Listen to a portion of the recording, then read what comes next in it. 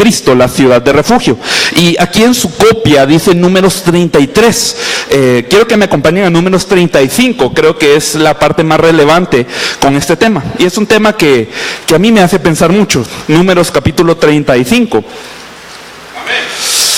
Vamos a leer desde el versículo 9 al 15. Amén. Números 35 del 9 al 15.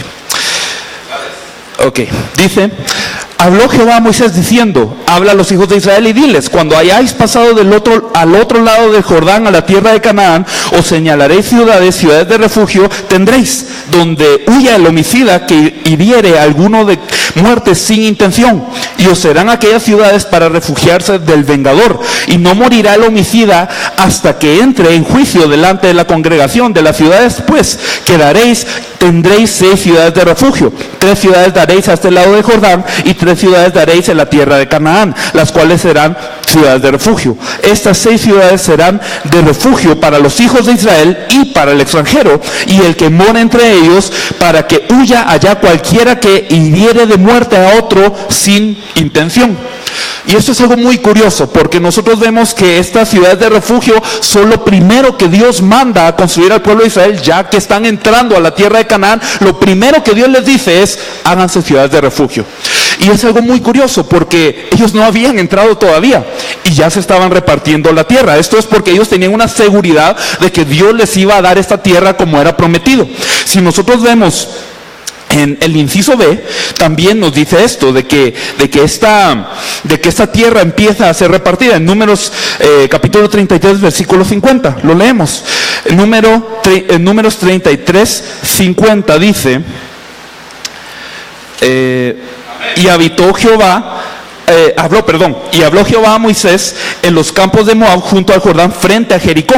Y en Números 35, 8 dice: y en cuanto a las ciudades que diereis de la heredad de los hijos de Israel, del que tiene mucho tomaréis mucho, y del que tiene poco tomaréis poco. Cada uno dará las ciudades a los levitas según la posesión que heredará. Ellos ni siquiera habían entrado a Canaán, ellos estaban viendo de lejos, y bueno, ya entonces Dios está dando instrucciones para lo que hagan cuando estén en el Canaán. Es decir, Él ya les estaba prometiendo que ya iban a entrar. Así que ellos tenían esta confianza de entrar, pero lo primero que Dios les dice no es: gócense en la mucha leche, en la miel que fluye, no, gócense de las uvas o destruyan esto. No, lo primero que les dice es: háganse esas ciudades de refugio.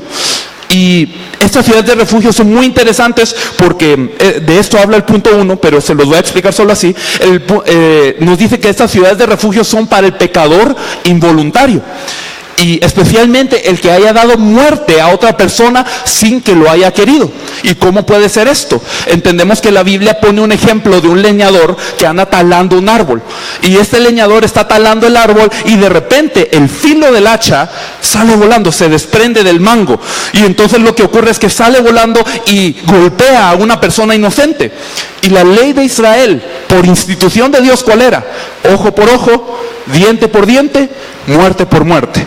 Así que realmente, aunque yo no hubiera querido, yo solo estaba haciendo mi trabajo, yo solo estaba cortando este árbol, pero viene una persona y se muere porque el filo del hacha se fue. Entonces yo soy un pecador aunque yo no haya querido, yo soy un asesino aunque yo no haya querido. Y entonces el derecho de esta familia, de esta persona que acaba de ser víctima de mi hacha, es que me puede matar a mí para equilibrar las cosas. Y eso es ley, eso no es opcional, esto es ley. Entonces esta persona, para estas personas, ¿qué tiene que hacer? Esta persona tiene que huir rápidamente a estas ciudades y se tiene que quedar morando en esta ciudad. Eso era la ley de Dios, y parece una ley muy curiosa. ¿Por qué usted querría que lo primero que usted fuera a hacer en una nueva tierra que Dios le habría prometido, por qué lo primero que hace es construir lugares de refugio para las personas asesinas? ¿Por qué eso es lo primero? ¿Por qué se hace algo primero para los asesinos, para los pecadores, y no para las personas que están obedeciendo la ley? Es algo que hay que pensar. Y entonces entendemos que en el inciso H, una última parte que podemos mencionar de esto es: el asesino involuntario era limpiado de su pecado y podía regresar a su tierra de posesión, o es decir, a su tierra natal, considerando considerado alguien limpio después que muriera el sumo sacerdote. La única forma de que esta persona podía salir esencialmente de esta ciudad en donde él estaba refugiado era que se muriera el sumo sacerdote de ese lugar. Entonces, ¿qué es lo que pasaba? Yo me imagino que muchos inconscientemente habrán querido que muera el sumo sacerdote para que rápidamente puedan regresar a sus casas. Y esto es algo muy curioso, es algo muy raro para nosotros, pero todo esto cobra sentido cuando entendemos que Jesús, que es el Cristo, Él es la manifestación de esta ciudad de refugio. Después de la caída de Adán, todas las personas se separan de Dios y nacen en un estado espiritual en donde no tienen más opción que ser pecadores. Romanos capítulo 3, versículo 23 nos dice realmente esto mismo. Todos estamos destituidos de esa gloria de Dios por cuanto todos somos pecadores. Entendemos de que el ser humano, aunque no lo haya querido, aunque no haya querido efectuar una maldad, es malo y es pecador. Muchas personas preguntan acerca de los niños, y si un niño se muere, ¿se va al cielo o se va al infierno? Pues, y la Biblia pues quizás no lo dice exactamente así, pero sí nos dice el salmista que en pecado lo concibió su madre, en el Salmo 51. Entonces entendemos de que el ser humano desde un inicio vive en ese pecado, nace en un estado de pecado. Y si el Señor quiere tener misericordia de ellos, pues gloria a Dios. Pero según lo que entendemos de la Biblia es que el ser humano, no importa siendo chiquito, no importa si es grande, realmente es un pecador. Involuntariamente podrá hacerlo, pero es un pecador, así como estos hombres de Israel que ellos involuntariamente podían dar muerte a otra persona. Todas las personas tenemos este pecado.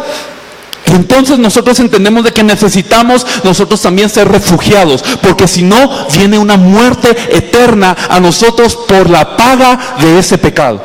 Es que está determinado, está decidido que el hombre muera una sola vez. Y después de esto, el juicio. Y este juicio es un juicio que el pecador no gana.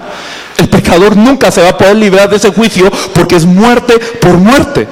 Por eso entendemos de que nosotros necesitamos también esta ciudad de refugio. Cuando los refugiados iban y huían a estas ciudades de refugio, lo primero que tenían que hacer era correr hacia el altar de esta ciudad y aferrarse a los cuernos del altar. Y cuando estaban aferrados a ese altar, ese era el momento en donde ya el vengador de sangre o el familiar que quería vengarse de la muerte de su pariente, allí era cuando legalmente ellos estaban cambiados de ley.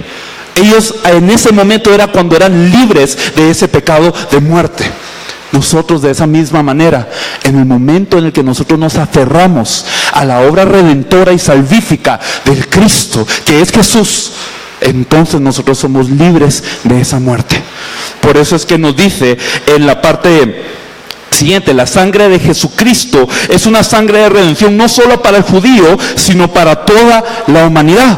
Es que lo que pasa es que no solamente era para los judíos. Nosotros entendemos de esta porción en Números que leímos que no solo era para las personas de Israel, sino todo extranjero que morara dentro de ellos. Cualquier extranjero que se encontrara en esa situación podía correr hacia este lugar y aferrarse también a los cuernos del altar. Así que de esa misma forma, la cruz y resurrección de Jesús Cristo también aplica a mi vida de esta manera. Por eso los que están dentro de Cristo Jesús no tienen condenación. Romanos capítulo 8, versículo 1 y 2 nos hablan de cómo no es ahora la ley del pecado y de la muerte que aplica a nuestras vidas, sino es la ley del Espíritu de vida en Cristo Jesús. ¿Cómo es eso? Que cambia esta ley en la que estamos, de la misma forma en la que estos refugiados se aferraban al altar y ellos eran cambiados de ley. Ya no aplicaba la ley de ojo por ojo y diente por diente. De esa misma manera nosotros, cuando entramos a esta gracia de Jesús Cristo, somos cambiados de ley. La ley ya no afecta a esta persona que se aferra a Cristo Jesús. Por eso era tan importante la ciudad de refugio, porque Dios cuando los manda a Canaán no es simplemente para que disfruten de una buena tierra. Realmente cuando entraron a Canaán empezaron a tener más guerra. Ellos empezaron a tener que luchar contra todas las tribus que están alrededor. No era una tierra de mucha comodidad, pero sí era una tierra en donde Dios les iba a mostrar más exactamente que ellos necesitaban al Cristo. Por eso ellos se tienen que hacer estas ciudades de refugio.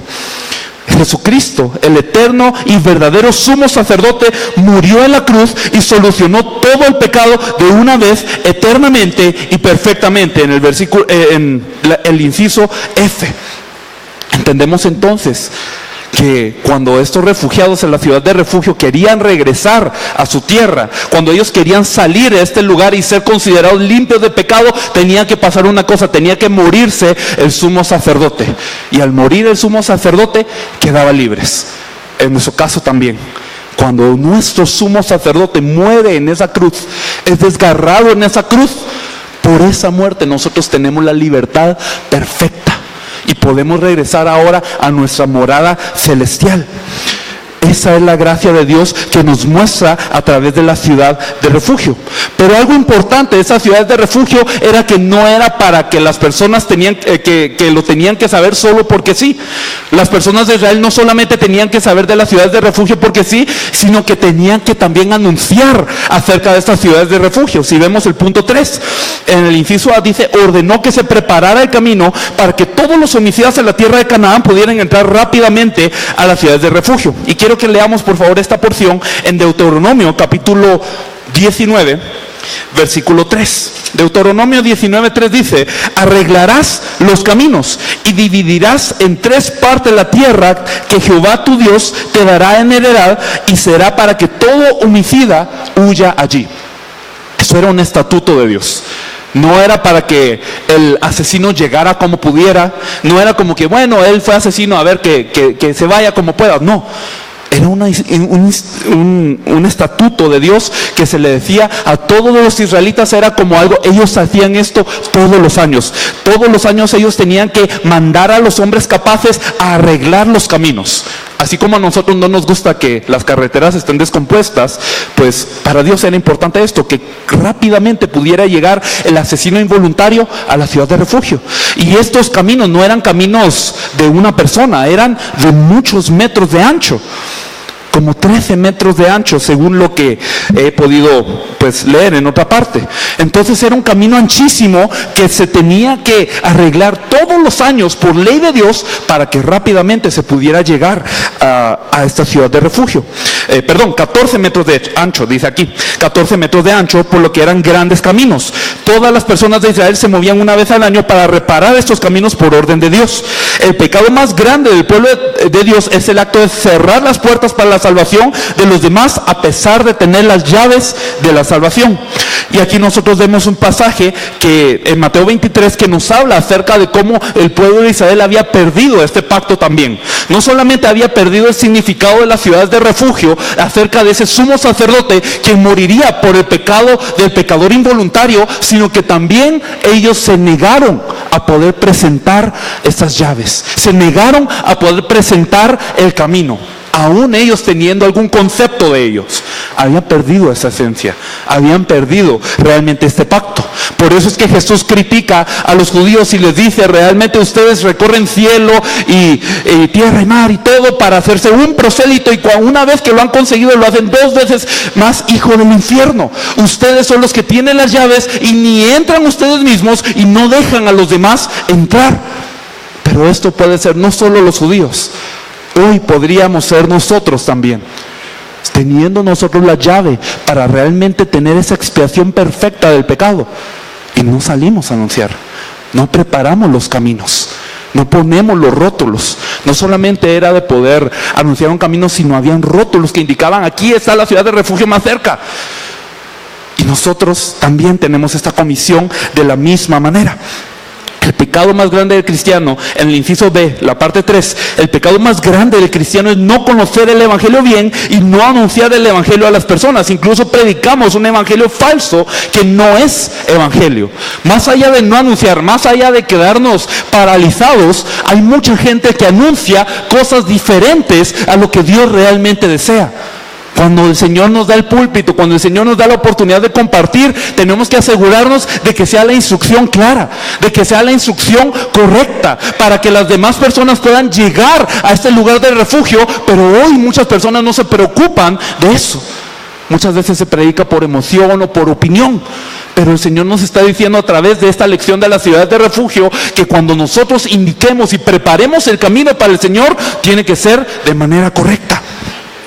Y si nosotros vemos en el inciso C, así como toda Canaán tenía caminos para ir a la ciudad de refugio, nosotros también debemos de proclamar el evangelio hasta el fin de la tierra para que todos puedan limpiar el camino para la venida de Cristo.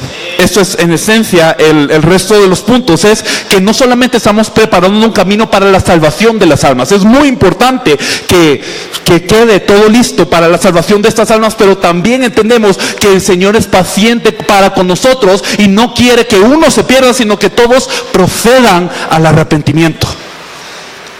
El Señor nos manda a limpiar estos caminos también, a preparar estos caminos también para el retorno de Jesús Cristo. Así que realmente esta lección de la ciudad de refugio es algo que profundamente comparte este aspecto del Cristo. Nosotros somos pecadores y no podemos hacer nada. Tenemos que ir y aferrarnos a los cuernos del altar. Tenemos que ir y aferrarnos al Cristo. Ese Cristo murió ya una vez, no tiene que volver a la cruz.